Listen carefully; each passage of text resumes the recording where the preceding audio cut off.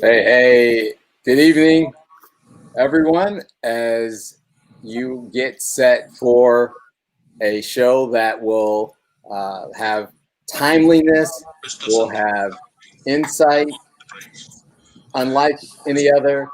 This show, I just can't say enough about the timing of it being incredible. So we're just going live. This is the Vintage House Show, normally on WNUR, but this is the new normal, the at-home edition of Vintage House.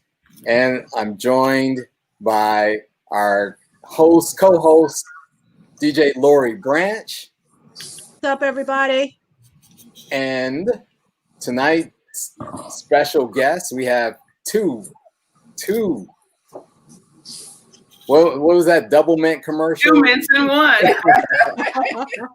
2 stars. Super 2 stars in one, yeah. appreciative and honored to have a super duper DJ Alicia, and a artist who is known as the first lady of house music is one of her titles, Miss Kym Mazelle. DJ Alicia and Kym. Good morning. Thank you guys for being here. Thank you. Thank you for having me. Thank you for having us. Yes. DJ Alicia, are you frozen a little bit, or are you posing for us? It looks like a pose or a froze. I can't figure it out. Yeah, it does look a little frozen, yeah.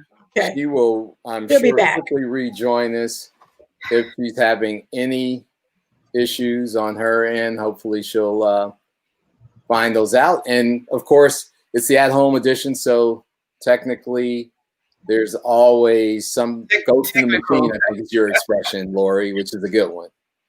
So we'll have DJ Alicia join us back momentarily.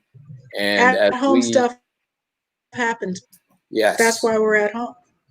That's why we're at home. Stuff and it's when these things happen, it's still, we're safe, right? Yeah. So I've got to do the important work of describing why we are the Vintage House Show.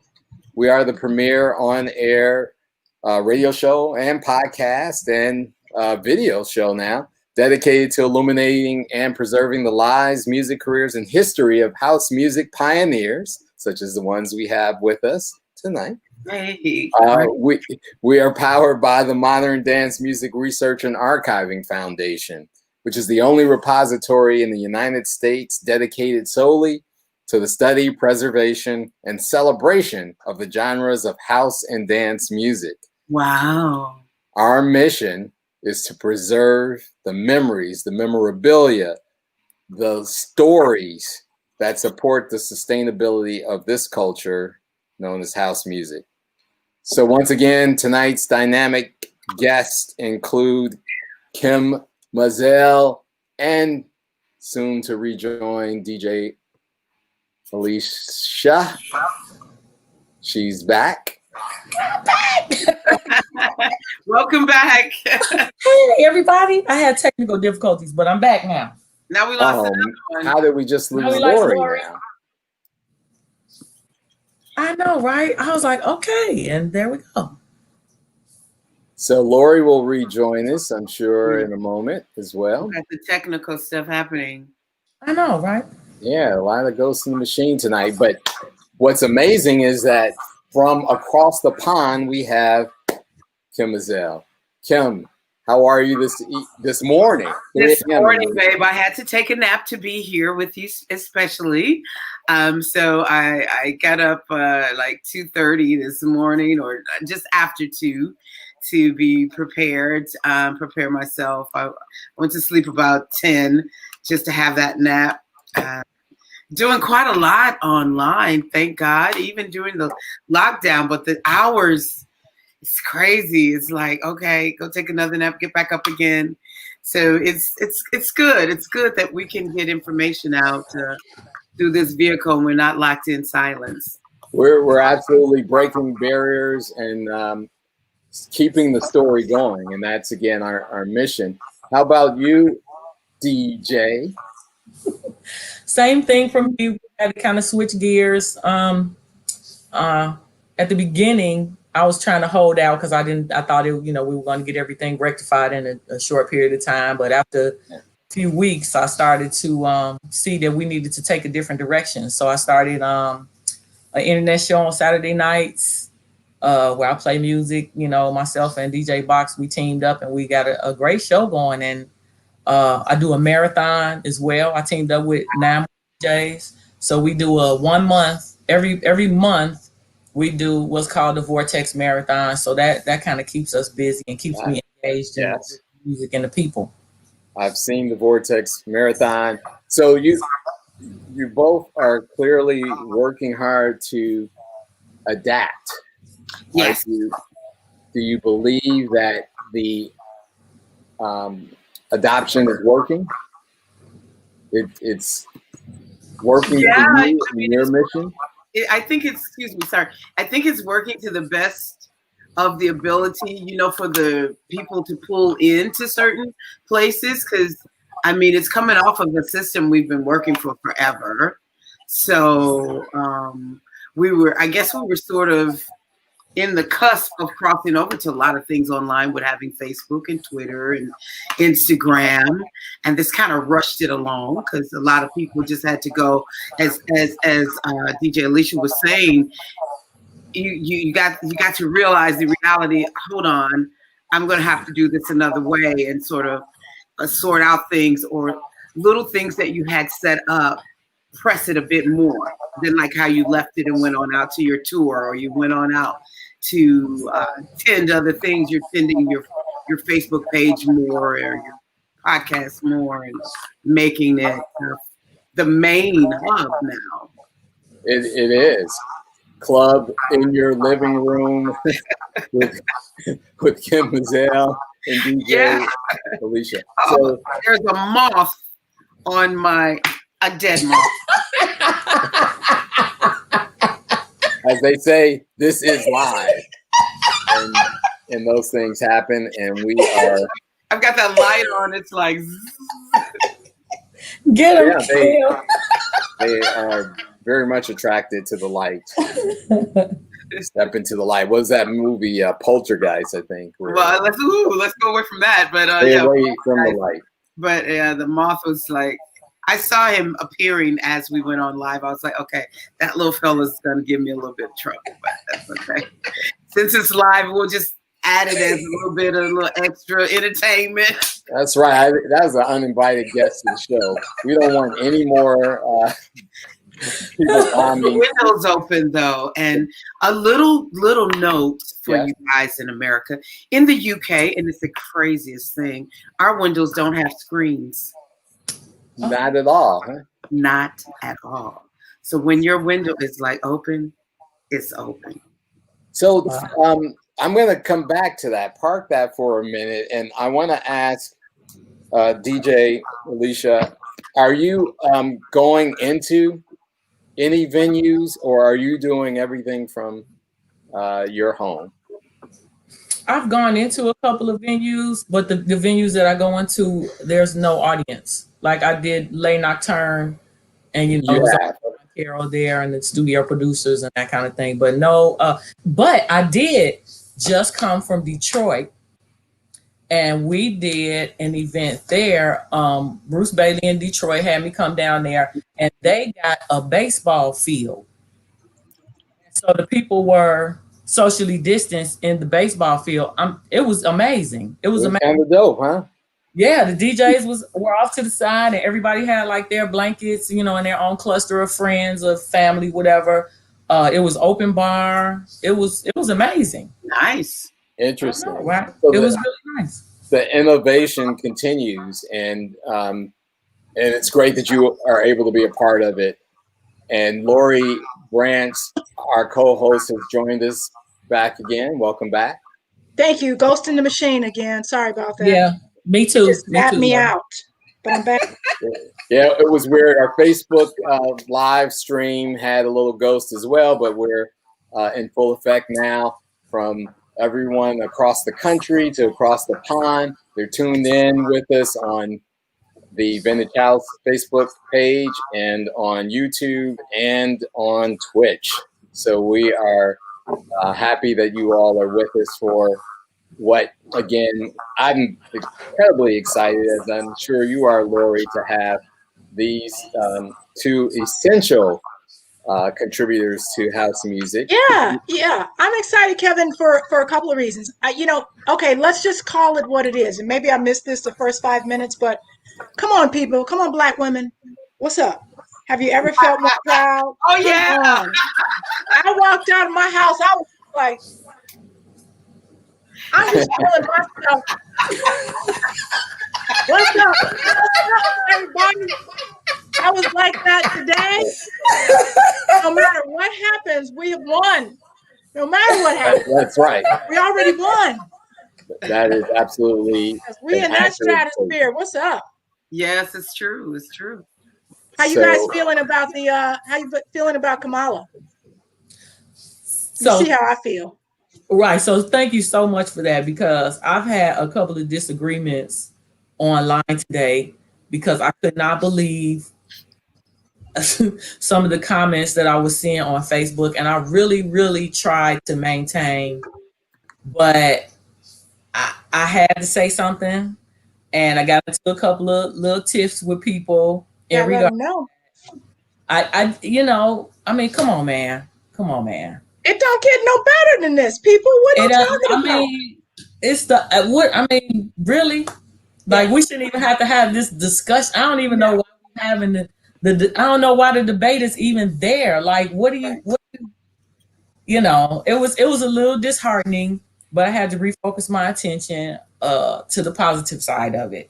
Let me tell you why the debate is there, DJ Alicia and Kym. I'd love to hear your thoughts about this too. The debate is there for one simple reason. It's called misogyny. Misogyny. Okay, there you go. People, this is the same reason Hillary Clinton wasn't elected president, because there was enough people out there, men and women, who didn't think a woman should be in that role. And this is very befitting for the music industry, because we see the same kind of misogyny happening exactly where we are. Which is why it's ultra important to have, this should be the regular flow of the show, and we have an opportunity to make a difference. And while we tell stories, it's important to do that here on Vintage House Show, but it's also an opportunity to make an impact and to impress upon our audience and those who may view us later on, right? That we are all valuable in the contributions that we make. I live in a house with all women, including my. Lucky you. I don't know about that. I do too. The only boy in my house is one cat out of like 6 entities. Yep. So he gets a hard time. And so we, again, I honor and respect all of you, certainly the women in my home, and the contributions. I look at your talents, your creativity, your beauty, all that is encompassed in that, and it warms my heart. And again, I'm honored to be the guy in the room tonight. But I too am trying to represent a little bit in celebration of what's happening. I got my Howard University cap on. I did not attend. I'm not an alum, but I have been to many a homecoming at Howard, which is where I picked this up. So with that, I wanted to ensure that for those who don't know, Kym, can you tell us a little bit about your start in house music or music in general? Because I know your roots are not in house music, and it's important to note that you are a Midwesterner. Yeah. Living in the UK. Yeah, I am a Midwesterner originally from Gary, Indiana. I grew up on the same block as Steeltown Records, which was a label for the Jacksons. I well, in a way, I did start in house, but I went to university. I went to Columbia and studied arts and entertainment media management because I wanted to, and entertainment law. I wanted to learn how to read a contract. That was my main kind of thing. And also my mother said, you cannot sing unless you go to college. Now, did you go to Columbia in Chicago? You talking about Columbia? I went to Mundelein first. Yeah. Then Okay. University Up near me. And I ended up at Columbia. Yeah, you know, that's how that happened. Look, I'm a graduate of Columbia College, 1988. The Arts, Entertainment, Media Management program. That was the bomb. Great program. Fred Fine was Fred Yes. over there. We had all the heavy hitters in the industry at our disposal to learn. Right. It was amazing. It was like all my spirit animals all around me. I'm like, why didn't I discover this earlier? Linda Mint was like one of my teachers for law. Yes. Chuck Suber, who had at the time. I did every internship that came up on that internship board. So therefore, I ended up doing an intern at DJ International. I did an intern at Jam Productions. Jam Productions was a big production company in Chicago. I worked for them too. For the audience, in case y'all don't know, it was a big promotion company that promoted like a lot of the big concerts. I did like a radio station with Steve Dahl. Can you imagine? Steve Dahl, Disco Sucks, Steve Dahl. I was his like assistant. Where didn't I work? Rachel, Screaming Rachel had a club. I was like trying to get as much information in before I went into the industry because of so many of the women before me who may have not have had a choice and signed things and ended up being owned by the company or their properties owned for forever. And to say it happens anyway eventually, but it doesn't start that way. You can make some prevention things and have enough information to even like sort of control your what you sign or have a knowledge of it, what you're signing, because a lot of times the record industry will appoint a lawyer to you, which is their own, which is, you know, already the deck stack. Soon as you're like, what's this? And it's like a book. So, you know, you have to kind of navigate yourself in Columbia College, which I see. I have a sister from Columbia. Was a really great place to go. Everything. And it was a smaller campus than it is now in Chicago. So we had maybe 2-3 buildings then. They've got about 9 now, although we're in COVID. So universities are online. I don't know what's happening like there now, but okay. So then I started my own label. How I got. What's the name of the label? The name of the label was called Police Records. This was started in '85 with 2 partners, Dwayne Powell and Donnie Johnson. And that's why I put my first single on, Taste My Love, which was Calling Card. We pressed 2,000 copies. And amazing. Wow, going through this story. And then the people who would come in to get export records from America to take back to Europe picked up a copy of this record as well as the other house records that was on Trax Records label, which was a record label by a guy named Larry Sherman, who did a lot of the early, I even did a internship there. That's another story.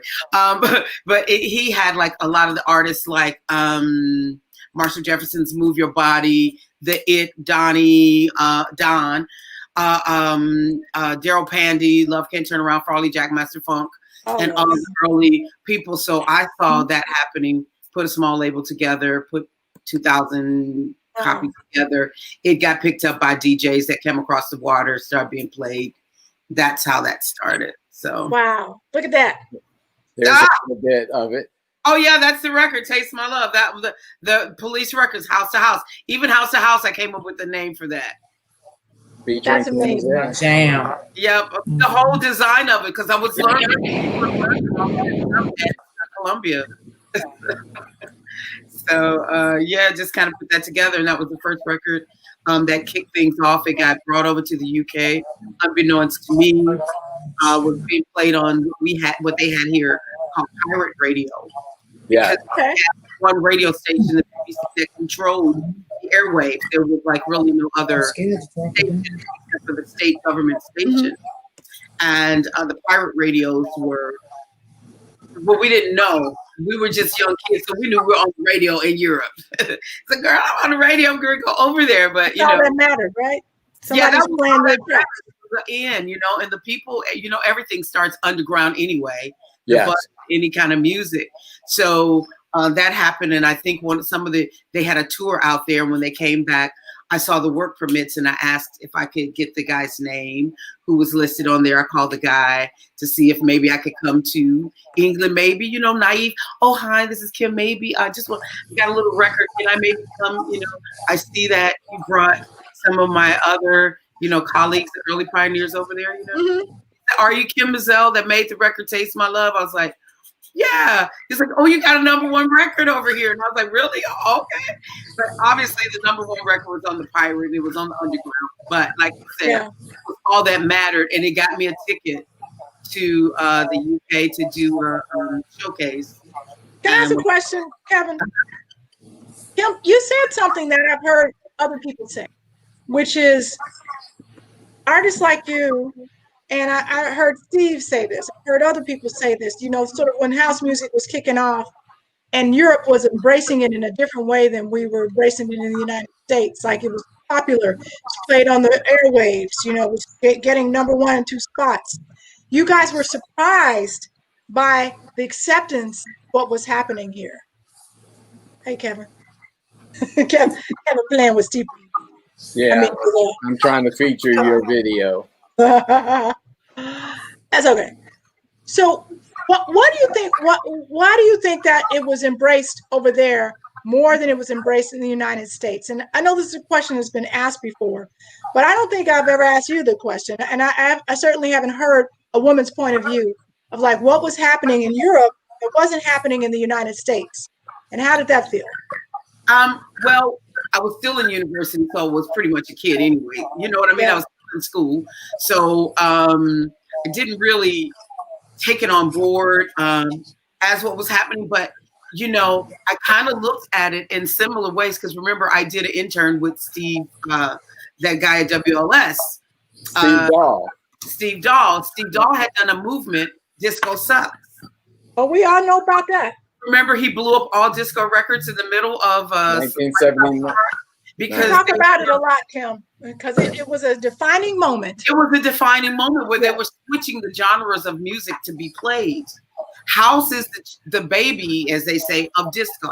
Right. So when disco phased out, they weren't going to just pick up house either, because we were in 84, 83, all of it. It wasn't even a developed sound. We were still shaping it. It was like in the gay clubs in the north side of Chicago, where we would go and play it on a cassette or on a reel-to-reel. A reel-to-reel. Oh yeah. Go to Ron Hardy or different places. And it was like, it clicked, but people were watching because people would take it to New York and different places. We weren't, aware of that. And we had the Hot Mix 5 that played on local Chicago radio. So to us, it was kind of out there already, but you had to like sort of scuffle, find it, and then to find out that there was places like England playing the record kind of played to the same history of Black artists and music having to go to Europe for me to become something like sort of like the lady that wore the bananas. Josephine Baker. Josephine Baker had to go to Europe. Billie Holiday, Tina Turner, Tina Turner, to be sort of like accepted and for their music to kind of to get played. Ours didn't have. I remember like actually even 30 years ago or more playing it for someone, and I didn't understand this then, but 35 years later I do. It was good. He knew of something about it, but he said to me, "It's not ready yet. Come back in 30 years." Wow. So this was a guy whose ears industry, A&R, high level. He said, it's not ready yet. I want to 30 years later is EDM. Isn't that interesting? Yeah, we And yeah, the evolution. This was for America, this guy was talking about. Mm-hmm, I want to go to DJ and ask about your start as well, and see if there are any parallels in terms of where you played. Have you played abroad, or are you primarily domestic? Have you even targeted the international scene? Can you talk a little bit about that? So I've played domestically. I'm looking. I'm looking forward to playing abroad. I am looking forward to that. But my beginnings weren't in house music. They were actually in the Steppers arena. Oh, get it, Lord, get it. Yeah.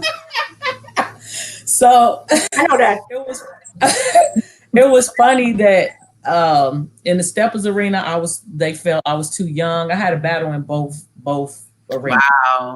Wow. In the Steppers arena, they said I was too young to know what I knew or play, for crowds 15, 20 years older than me.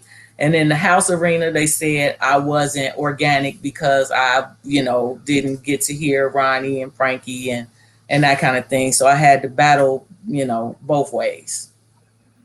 That's crazy. Yeah.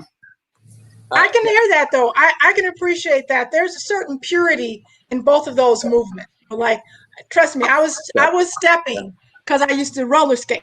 So roller skate was like the mother of stepping, or maybe that's vice where versa. I saw you that time. That's true. At Harvey Roller Rink, Lauren. I was at somebody's roller rink once a week. And then I graduated to house music, so that was over. But we were stepping and roller skating. But no, I get you, because there's purists. In the Black community, you got to be kind of like part of especially that steppers crowd. They're purists, Yeah. Yes. And house people, forget it. Steppers are tough. They're tough people. They're very purists. And the thing is, like you said, music is so interwoven in our lives and lifestyles, but house really formed and took root right in the 80s, the post-disco demolition era. And so, yes, while there are purists out there, that it's a young genre for all practical purposes. And most people are coming into it with some other roots. So I've heard from you, DJ, Steppers. Kym, I think in reading a little bit and doing some research, you were performing as a reggae artist. Can you, talk a little bit about your roots and really what was the pivot? I forgot all about this. See, so much stuff. That was while I was at Columbia to put myself through school. I was like singing wherever, but that's true. I was doing, I was singing in a live reggae band with dreadlocks and everything. Oh God, what was the name of that band? To perform at the Wow Hair. Yeah. Singing Armadillo. That was the name of that place. And I worked with a group called Dalao, which was an Ethiopian, West Indian, Jamaican group. I worked with like a lot of those different groups that came there. I worked with Debbie DeFire. Wow. Yeah, Donnie Johnson, Seal Johnson, Selena Johnson's father. He was somewhere on the side of that, like blues, because I was just trying to find a voice and a place where I could be in front of an audience and understand how, to do that. So I work with Barbara LaShore at the Blues Club on Halsted Street at Kingston Mines. Mm-hmm. I do come up and sing a little bit just for the nerves, because it was so weird. There were some places I wasn't brought up through the church. Okay, sorry, whatever. I know they got the whole thing. All Black singers came up singing in church. Gospel. That's not true. That's not true. I mean, I did sing a little bit, maybe from 5 or 6, but it was, I don't know. It just. That wasn't you. That's okay.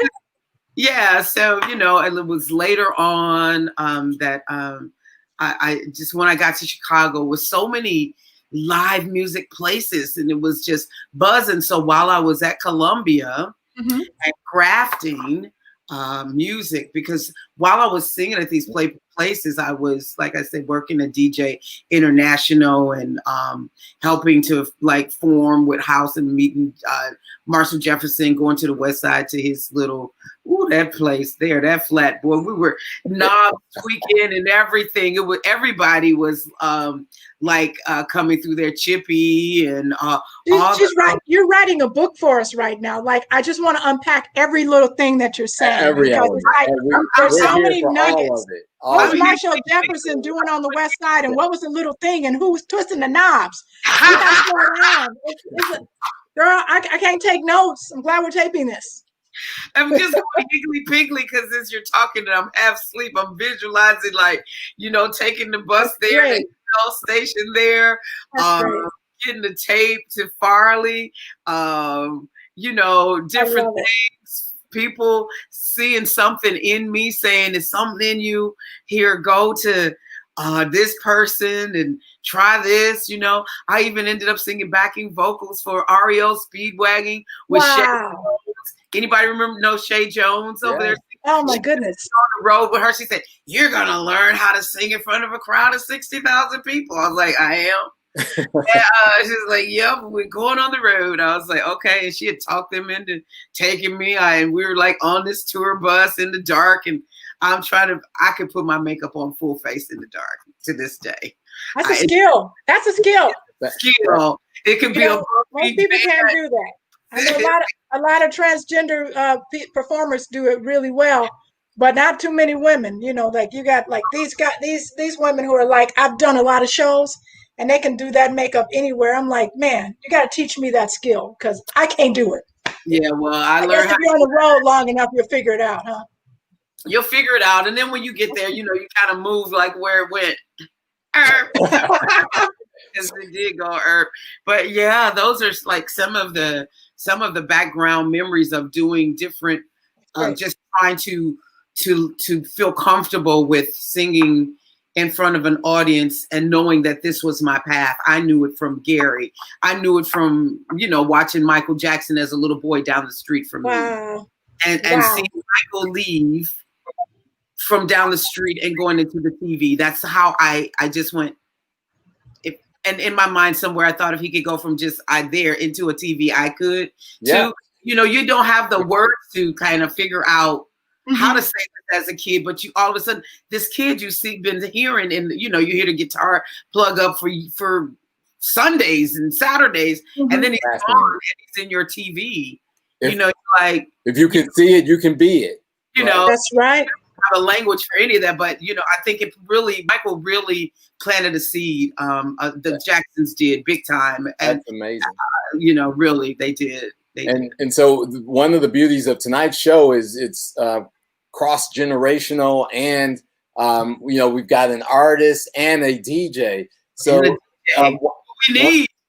One of the terms you used, Kym, was you said you grafted music together, and we've heard DJ share that she started out in the steppers genre. Can you talk about what that either transition was like or what the overlap looked like and felt like? Were you blending these crowds and audiences together at some point, or did you just make the cut? Yeah, because I was doing mobile parties as well. More than just stepper sets. I was doing mobile parties. I was doing wedding receptions and all that. And, when you do those kinds of parties, you got to play all genres.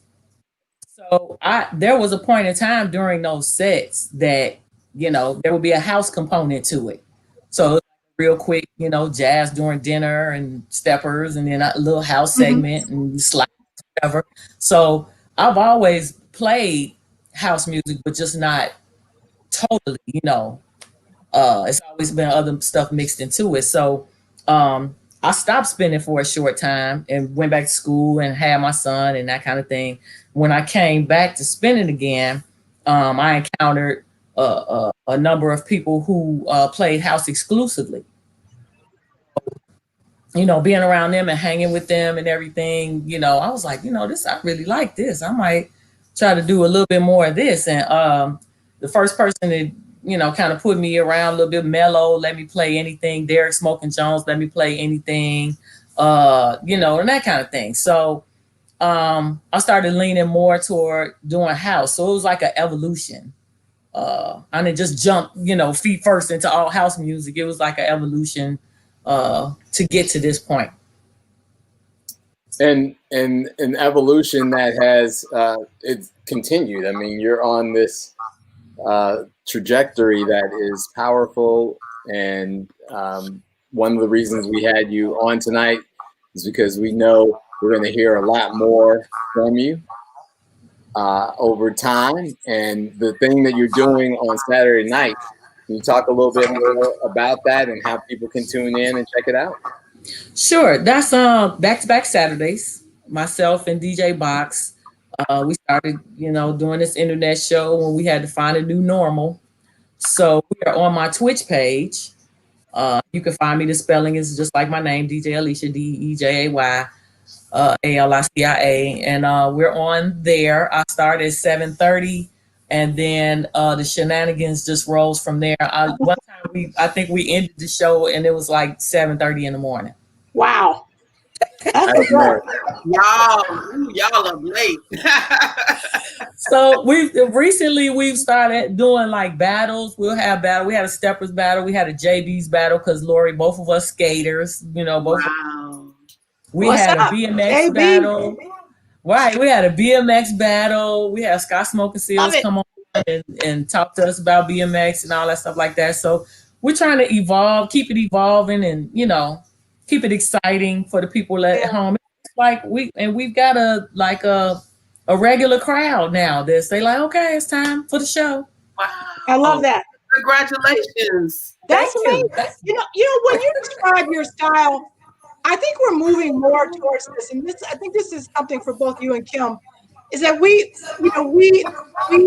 start to get into this only house music groove, which is fine because it emulates what we learned early on with the warehouse and the power plant, these places. But there was this whole movement, I think, and especially in the 90s, where you had a whole lot more open format DJs. And I think, Was That All It Was one of those crossover songs. You know what I'm saying? It was one of those songs, as a DJ, let me just tell you how I would do it. Gene Kern. I know you can relate to that. Whose version? Gene Kern. Mine. Or Kym Mazelle. I like both of them. But what I'm saying is the tempo. The tempo of it is about the ability to do this crossover. And so I mentioned that because I know that's one of your tracks, but it reminds me of how you would move from a stepper set into sort of this intermediate thing into this house. And it's about tempo. It's about flow. It's about sort of combining audiences. And we don't do that as much anymore. Everything is 125 beats a minute, 123 beats a minute. And that party stays there all night, which is okay. But I do think we've lost something. And I feel like the 90s was where we had more experimentation with that. We were more open for that. I mean, what do you think, Kym? Yeah, you're absolutely correct. And that 125 BPM is crazy. I did a show like last year somewhere, and I mean, my track, I was like, who's that on my track? I was just, it's a bit, it was a bit much for me, and they just kept it there, and they took it up to 130 to where it almost slows down. They kept going so fast, I could almost do it in halftime. I was like, wow, it was just kind of weird. But I think the 90s, we kind of had a bit more, like you said, we had more of a selection. We had more of a soulful house. House was really more soulful. It was, I don't know, some people says it was pop, but I think it was more soulful. I mean, my version of Was That All It Was, I did with Marshall Jefferson, but David Morales remixed it. Yes. He did the remixes for me, and someone else did those remixes, and I can't, Cincy Music Factory or somebody, but it just fits. And they would meet the two of them, mine, Miss Carnes, on the dance floor, and they just would. That's what I'm saying. It was a perfect intermediary, and I almost feel like we don't have the patience for that anymore. I don't know, DJ. You are, you do open format. You've done that. I mean, why are we doing that? I do, and But I think that's one of the reasons why I partnered with Box. Okay. Box is a very versatile DJ, and he takes me places. I'll get stuck in I like Afro, I like up tempo stuff like that, and people don't want to be beat to death like that. All you know what I mean? You need a nice ebb and flow to it. So that's why I chose him to partner with, and we got together and everything because Box will break it all the way down. Boxer, I'll be spinning my set, and Boxer come on and break it all the way down to 117. I love it. I love it. The group. you gotta have courage to do that, though. You do, because and you gotta have our age. You gotta have a balance as well. It- You gotta have a balance as well. You know what I mean? And I think that I got stuck at that 125 point because of where I am, like where you're situated at the party. A lot of times I would open and I would, bring it up to opening. You take them on the journey. Right. You don't want to jump in there with both, at 8 o'clock for the bartenders or whatever, So it's an art to opening and alley-ooping it to the middle or the headliner or whatever. And a lot of people don't understand that. But then when my time slot changed, I think I got locked into, okay, I got to come in here and I got to, you got to hump the whole time. Right. Yeah. So it kind of took me out of that flow. So I'm really enjoying freedom of being able to do, play how I want. Like, will it be difficult to go back where you have a crowd in a venue or a promoter who has expectations? What do you think? No, because I feed off energy. Like when I'm playing live, I feed off the energy of the crowd. Like they tell you what's working, right? They tell you what's working and what's not working. So and I learned that when you play outside of your comfort zone, like I went to Detroit and I went in there with guns blazing, and then 15 minutes into the set, everybody was kind of just, looking, and I had to switch gears. You know what I mean? Okay, they like more of a soulful crowd. They want to, so I had to, you got to be able to do that. Reading the crowd, there's nothing like it. And certainly comments and emoticons and all those type of things help in this online virtual world, but there's nothing like the energy of the crowd, both performing, like the energy of the crowd. As a DJ or a singer, I can imagine. Can I ask Alicia a quick question about? She was just saying you did a performance, and it was in a baseball field. Yes. Was that that was recently during the COVID? That was a venue this past Saturday. What can I ask? What was that like? Because that sounds like a great alternative idea for spacing. It was amazing. Like while on the baseball field and everything was opened up, people, some people had on masks, some people didn't because it was social. Everybody was socially distant. But like when you went to go get a drink or whatever, and you're going to be in close proximity to people, put your mask on, go get your cocktail or whatever. The DJs had almost like a backstage area. They had to lift it up. I actually had to climb up a ladder to get to where the DJ portion was. I love that. Don't you? Yeah, really, that be on a whole nother level. And I love that shit. The sound system. It was dope. Like I DJ place where you got to climb up a ladder. I love that.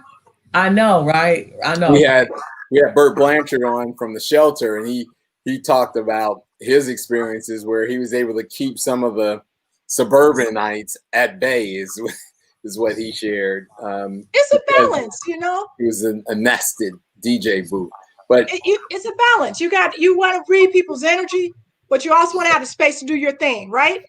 It's DJ? Exactly. I don't come in McDonald's helping you flip burgers, as they used to say in the comedy joint. Let me do my job. Damn it. You're right. Oh, gosh. So I want to shift gears and talk about the process of making music, right? So we've talked about playing and a little bit about the origins. Let's talk about releases, because both of you have had a chance. Kym, you're a performing artist, so you have a pretty extensive discography. And Alicia, you have made great inroads as well with your co-collaborator, another friend of the Vintage House Show, Black Widow. So talk a little bit about, the why of making music. I mean, we know you perform because it's in your heart, but talk about, this recording process. Kym, you want to go first? Don't let Alicia go first. Let DJ Alicia go first. I always go first. You go first. The making music part was kind of an accident at first. I was doing a birthday set. Terry Hunter had me come down to the shrine to spend on my birthday, and I needed something exciting for the crowd. And the Black Widow was there. We were, sitting around drinking some wine and everything, and I was looking for some inspiration. And I said, "Man, remember that piece you did at the poetry set?" And she think I could record that for the performance tomorrow. Yeah, so she did that. I took a track and looped it and did a couple things to it and everything, but it went over so well that after that night, I sent it to Mike. And when I sent it to him, I said, "Man, can you add some flavor to it and make it sound like your stuff does?" When I say Mike, I mean Mike Dunn. Friend of the Vintage House Show. Yeah. And I was at Reynolds, and I'm just standing there, and he gets on the microphone, and he's like, "Brand new music coming out, DJ Alicia, Black Widow," and he plays this orchestra that he put together. Wow. Love it. Nothing like, you know what I mean? When I put together and when he put together, like boom, boom, like that. But after that point, I wanted to try my hand at making some music, and again, the Black Widow provided vocals on Groove Me and sent that to Mike. Mike did it, and as a matter of fact, I'm in the studio right now. I had to take a break. Let me swing y'all around this way. What's up? Eric, welcome. You get immaculate. What's up? Surprise! So I'm working on something right now, and I was like, "Do you mind if I do the interview from your?" That's amazing. Look, Immaculate is a hard person to catch up with. So you got to get them when you can. I know. Immaculate got hit swinging out the door, daily. So I was like, I didn't want to miss my appointment. I was like, bring my laptop. Love it. That's we good love stuff. it. This is That's fantastic. The vibe of the Vintage House Show. So for those of you who don't tune in every Wednesday night, you see what you're missing. Be with us. You never know who's going to show up. 3 a.m. in the UK. So we want an exclusive of the release on the Vintage House Show. Yeah. Immaculate and Byron Stingley did drop that fire Carla Prather song on the Vintage House Show right here. And Byron's got a new, they're putting together a new 10 City album at the moment too right now. Yeah. Yes, they are. Yeah. We're going to be wrestling for that one. It sounds real good. I said, Byron, it sounds real good. So, Kym, tell us, before you do, I've got a DJ Alicia. Yes. Somebody got a question, statement? I haven't asked my questions yet now. The Groove Me. Go for it. I got 10 minutes. You got to let me get something in. Okay. So, all right. I have, DJ Alicia was last on a show that I host, Vintage House, my show, not the Mega Show. We all in it together. But anyway, she was on the show in December of 2019 where we had a little tag team with Nikki. We had a little fun. That was a really, really, really great night. But I just had this one question, and it was something that you said that night that I feel like we didn't explore enough of, and it was about like the pros and cons of belonging to a group. And you are, when you collaborate with folks, there are pros and cons to it. Obviously, you're in Ascension. Ascension is this amazing collective of DJs. I love seeing your posts. I love seeing like the travel. I'm so jealous. They're like on an island and on a boat and they're DJing and they got t-shirts. And it just is like a big old going love. on right now. Let me see your t-shirt. That's my t-shirt. I like that t-shirt. I like Lori's t-shirt. Yes. Yeah. Well, that's that's who we are, right? But but I wanted to ask you, like, what are the pros and cons of belonging to such a big DJ group? Okay, let's go. Let's start from the beginning. I am not in Ascension. I thought you were. I am not. What the heck? So Ascension just happens to be like my bestest friends. Okay. Like So those you're are my bestest honorary friends. member. Like those are all we hang. We call each other squad. You know, it's just like a little nickname we have for each other, squad or whatever. It's like 50 Mills, me, Jesus Martinez, G Whip, Yes. and we just like friends. We don't, you know. Okay. That the group that I am trying to collectively put together will be the Vortex DJs. Got it. Okay. So the Vortex DJs also are just my friends. Like when I decided to do the internet radio show, the marathon, I said, you know, I'm just gonna, you know, I need people that I can get along with. It's no Chiefs, all Indian. Absolutely, yeah. You know what I mean? Everybody, it's all love. No cons. Yeah. All pros. I'm mad at you. It's something that I kind of wanted to do, but I never really had a chance to join a crew. Although I don't know if Celeste is still watching, but yesterday she said I could be. I'm just going to say it. She said I could be an honorary member of the Hot Mix, not the Hot Mix, the fabulous Fantastic Four, 5. Fantastic Four. Back in the 80s, you know. I said I would love that. What about Vertigo? You guys had Vertigo was sort of a DJ crew, but me and Craig were the only DJs. Does 2 people make a crew? Yeah. Yeah. Yes, they do. I love what you guys do. I just love it. I just well, even though you're not a part of that, I just love the camaraderie. I love the brotherhood. I think that's why. I think that's really why. We just having fun. Be quiet, Lee. I see your comment. Lee always emotional and everything. Look, don't cry, my Lee. My tears are always happy tears. My tears are always happy tears. Now, if I'm mad, you're not gonna see too many tears. Nikki, what's up, Nikki? Nikki's in the Vortex. Nikki's a Vortex DJ. Welcome. Thanks for tuning in. She was very excited about this show too. She's like, yes, leading up to promoting tonight. So let's spend a little time with Kym in that process. Your discography is pretty extensive, Kym. I want to, of course, I'll chime in a little bit about one of my favorites.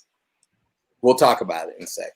Uh-oh. Well, you mean like some of the writing processes of some of the music or things? Every aspect. What is your favorite part? Are you enjoying most the performing part, the writing piece, the recording? I like all of it. It depends on the moment. You know, writing is magical and certain things happen when all of the celestial beings are lined together. And I'm saying that just to lead into how I ended up writing Missing You with Jazzy B and Soul to Soul and how that happened. I was just doing a performance in London somewhere. I think I was promoting Useless, which is a track that I did with Marshall Jefferson. And I was promoting that and finishing up a show about 3-4 o'clock in the morning.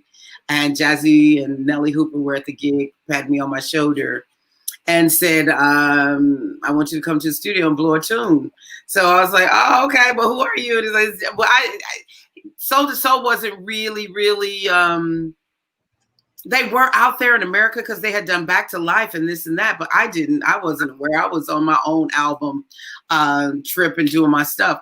And he called me and asked me, he came to the gig and asked me to come to the studio with him. And I went with them, and it was about 4 o'clock, 4:30, we got to the studio and he started playing this track. And I was like, wow. You know, you're the sweetest. I can't sing, it's 5 o'clock in the morning here. So anyway, I was just like, okay. And I just started writing that. And that process was so magical that the music, the words, the connection, everything came together at once. I went in the studio, sang down the track, one time, and this is the first time I ever did that. One time. And it kind of came off the dome.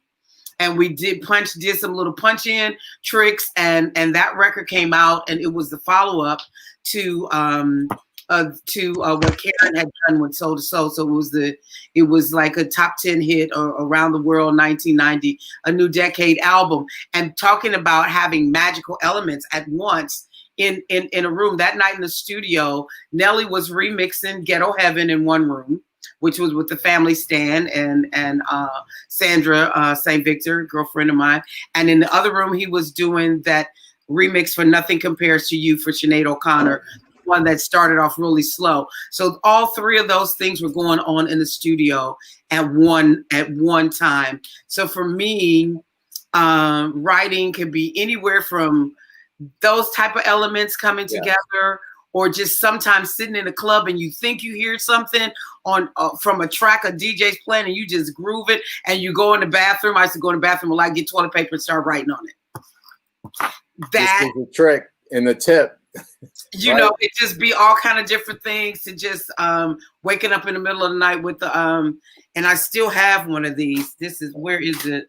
Oh, I don't know if it's here. But anyway, waking up with or pad. I used to have I used to sleep with my cassette dictaphone. Oh, one of the micro recorders, yes. For years, I just sleep with it because I would just wake up with ideas. For years, I mean, I didn't have boyfriends. I had my cassette. It had its own pillow. And so your pillow talk was really authoring, composing lyrics. Right? With cassettes, and I even have cassettes on me right now. I'm still, because I'm taking things off cassette at the moment and putting it on Wave. So I've got loads of that stuff just sitting right here. Oh, here it is. This is crazy. I love it. Nice. So one day we're going to ask for you to donate that to the Dance Music Research and Archiving Foundation. That's right. As we create museum exhibits of the history of house music. Yeah. So it's just so many processes. Like even now, I'm loving Alicia that she just sitting there in the cut, and I'm like, oh, she's in her little office room. She go, nope, I'm in the studio right now. I got some time, and I'm in here just getting ready to put some stuff together. I love you for that. I feel that. Absolutely. Always work, the creative spirit and energy, to your point. Yeah. Always going. It's just going on. That's great. Lori? What'd you say? Oh, I thought you got. I just say you got to do it. You got to work. You know, this is a field where you have to work. So, you know, if you're trying to stay relevant to yourself and to the community that you're trying to serve, you can't let up. And that's, you know, people like Alicia and Kym Mazelle, you know this all too well. Is that when you slow down, you know, the biggest disappointment is just to yourself. It's not to your fans, you know, because this is what feeds you, right? It's true, and it feeds them as well. And obviously, especially in Europe, they like the classics. They're really? Very loyal. They're very loyal over here. You don't need to be making all these new whatever. They want to hear what they know you for. They want to see you. They want to see you. They're like so loyal. Like, say even if something happened to you and you wonder and you just looking crazy, but if you can get yourself together enough to get there, they appreciate the effort of seeing you, because you remind them of maybe the best years of their lives when they were raving somewhere. Maybe they were in Ibiza in the 90s when you were there, like in the night, because we've been going to Ibiza. I've been going to Ibiza since '89. Wow. So, you know, yeah, I lived there for like 5 years. It's like, you know, so it's people have taken the journey with you and they want to see you. They're like, because it's you, love. And then and you stay in good shape, it helps them like relive all that stuff. You have no idea how many times I was on the dance floor, Kym, with your music, you know, here, there, everywhere. So it's a very loyal group of people. That's why a lot of artists like from America, like CeCe Peniston and Robin S., and a lot of them come over here constantly, and they want to hear that song, that one song. That's what they want to hear. So it's really, and once you build and Alicia probably can contest to this too, once you have your audience and your niche, you can keep working that. It's like a boutique shop where you have your customers or your clients that you've built over, well, with me, over 30 years. And they come for, different things. They want to hear the original stuff. Yeah, they want to hear something new too. Like, and unlike right now, because of COVID and certain things, I've had the opportunity to do in my living room unreleased recordings that I've recorded over the years that the record company didn't release, or bad management just couldn't get it in the door because they would just whatever. Some of the stories I go through, and then I'll do the song. I'll play the song, do a little miming, do a little singing, and I just call it a demo series, lockdown demo series, and I get up and perform it. And now they want me to release an album of the, so it just grows, and then, I'm doing like a podcast. Yes, I must plug my podcast on Spotify, and it's called Young Hearts Run Free, which is, because I was able to record that song for the movie Romeo and Juliet, which would be my second Grammy nomination. So, so you guys, if you're able to tune into that podcast, it is on Spotify or Google or all these other outlets that Spotify, that podcast come on, and that's Kym Mazelle, Young Hearts Run Free. So, tune in. It's not too long because, everybody doesn't have a long attention span, especially me. So I talk about 2 parts, 10 minutes. We talk about it real hot. You can leave a message and I'll answer you the next time coming out. But so I just had up image of you and some of the early releases, and I indicated I was going to share my favorite song, Love Strain, which was that's a song, baby. I wrote that.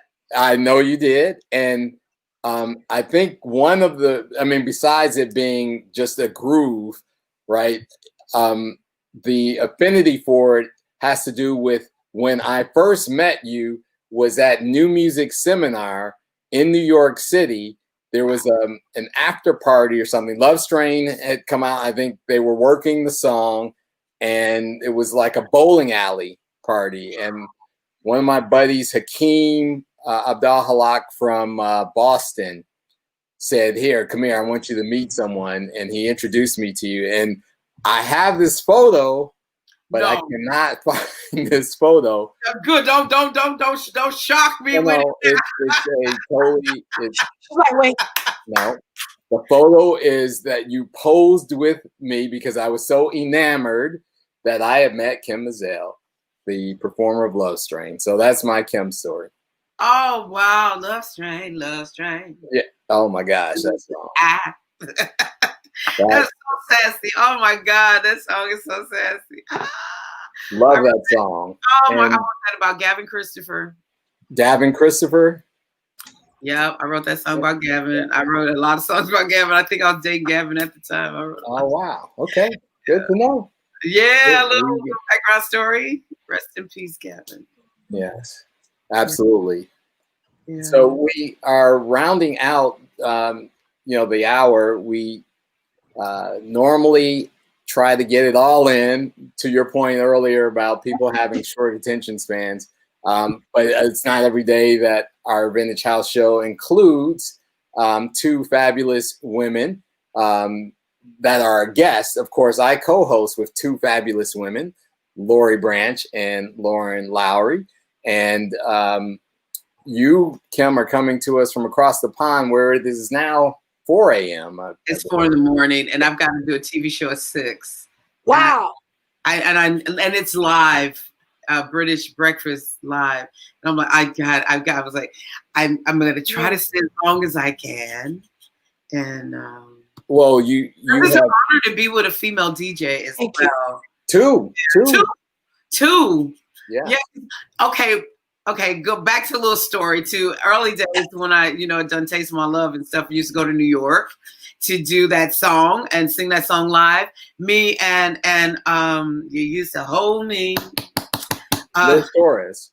I mean, No. Xavier Gold. Xavier Gold. Me and Xavier used to go like once a month to New York. I do Taste My Love. She used to hold me. And, you know, Xavier was she was a DJ. Yeah. She is now, but I mean, early on, she was DJing and learning to DJ. And I really admired that. And I wanted to pick it up, but I was on this other trail so fast. Yeah. Have the opportunity to stop and, you know, and to do that. So you ladies, never too late. You could be a singing DJ. I could be on the ones and twos. Absolutely. And see, the thing about it was I liked vinyl. I liked the spinning of vinyl. I know that everybody's on some are just on laptops press and play, and then some are on the CDs and mixing it together. The vinyl, and that was something just I thought was really, really special. And female DJs, yeah, I honor you guys because that's not an easy gig, you know, especially grafting and getting to where you are, you know. And back in the day, we had to walk with all those boxes of records. And, and it's a male-dominated industry, you know, as well as I do, that sometimes, you know, you used to get elbowed out. And even with me, with the DJ singing on the track, I'd get to some gigs and the DJ, the guy who I got the remix gig for my record wouldn't even want me to sing 2 bars on the mic at the show. I was like, you must be out your mind. Well, you know, we're about to have a black female VP, so the whole game is going to change. Okay, ladies? Oh, that used to just really upset me. I really did. I was like, I got to change the game. I know. That story's for other days, darling. I'm a sip tea on that. I'll tell you. So, question for you: Pinky in or out with the tea in the UK? Tell us. It doesn't matter. What? There's no etiquette associated with it. Okay. No, it's not. Maybe back in 1805, but like. So I don't want it to go unnoted that we had some breaking news here on the Vintage House show that, you know, we can expect some DJ sets from Kym Mazelle, and maybe she'll team up with Lowery Brand and DJ Alicia. And I will promote that show. Okay, I'm just saying. I'm here for that. Look at all that that wax a little bit of Lowery has back there. Wow. Right. I got plenty of wax for you to play. She got some wax. Wow. You would not be the first person from England in my basement, because are you the interview down here? Huh? Are you in Chicago, stateside? I'm in Chicago. Yeah. Okay. When I come to visit my mom, I'm gonna send you. Come on, girl. Come through. Yeah. I love it. Hello, you guys stop by. You guys stop by Mega's house too, please. I got a vinyl room. Mega, meet us at Lori's for tea, and you can hold your pinky up if you want. Very good. That's right. That's right. And so we gotta have you both back. Alicia, are you in Detroit? No, I'm in Chicago. Oh, Chicago. We are Chicago's podcast, but we're global. We are global. Okay, but we just all meet at Laura's because I'm looking all That's that. Right. Yeah. I got. It's a playground for DJs. Trust me. Yeah, it just have a lot of fun. It just looks like it too. So I'm gonna have to love you and leave you. I wanted to stay for a few questions, but I need like 1 more hour of sleep before I have to do the next one. I want to put on lashes and all that stuff, but child, I was like, oh Lord. Your Chicago, Gary, Midwest family are certainly appreciative. You guys so much. I just appreciate you. The audience as well. I love you guys. Thanks for supporting me. Thank you, Kevin, and thank you, Alicia, and Lori. Thank you guys for having me on. And I would only do it for homeschool people to be up at 3 o'clock in the morning trying. I'm going to find this picture, frame it, and send it to you in the UK. You'll love it. That's right. Thank you, Kym. So much love, appreciation, and respect. So thank you, guys. Thank you very much. It's been an honor. Peace. Hair grease. Bye. All right. Bye, Kym. DJ, can you tell us, as we're wrapping up, where, again, we can check you out and ensure that everyone knows how to stay connected to you? So we've got back-to-back Saturdays, and that's every single Saturday on my Twitch page. What's the Twitch handle? Twitch.tv/DJ Alicia, DeeJayAlicia. All right. We've got the Vortex Marathon. We were supposed to have it tomorrow, but because of the storm, everybody's power got knocked out, and we wanted to make sure that everybody was able to tune in. So we pushed it to the 20th. So we're going to be all day music, Vortex Marathon, Vortex DJs on the 20th. I'm excited. That's kind of like my baby, the Vortex. So I'm really excited about that. Yes, Darlene, Lady D. That's my Lady D and Lori Branch. Lady D are my faves. Lady D just did a stint on the Vince Adams show. I'm blushing now, blushing. I'm in the company with Lady D and DJ Alicia. And a very close friend of the Vintage House show as well. That's my girl. She was on earlier with Vince Adams. Really great show with her and Psycho Bitch. That was really interesting. So you gotta watch that. Absolutely. And so we want to honor and thank you, DJ Alicia, for joining us. Yes. She's a three-peater, by the way, on the Vintage House show. Lori, you've been able to get her. So Mega had to get some time in. That's right. DJ. So let me tell you, I think I've done something nobody else has done on Vintage House Radio. I actually, after I did my interview, myself and Miss Nikki, we actually interviewed Lori, and she stayed, and we interviewed Lori for like an hour. They did. I forgot about that. She did like an hour-long interview. We were shooting questions at her, like, what about this? And she stayed after the show in the hallway, and we interviewed her for an entire hour. I love that. I forgot all about it. They always do really cool things. I have to, Alicia, she's the only guest that ever bought me a present. It was a Christmas show. The first time she came on, she brought me this lovely Starbucks cup with the coffee and a gift card. I was like, what? I got to have her back. Yeah. Well, that's why she's a three-peater. And Lady D, we love you back. We love you back and appreciate That's right. you. Talitha, what's up? Hey, Talitha. And so next week's show, we've got another fire show coming up. Still locking in the guests. You know, you guys as artists and guests, we got to, go through a lot to get you on, but it's always worth it. So that's this tonight. You see, I broke up my whole studio section. He's very grateful. We're very grateful. Yes. Eric, we're very grateful, Eric. Go do that spin one more time around the side. Right. Thank you for your patience, Immaculate. Look, I had to angle it so y'all could picture him in the background. Right, like, why is that?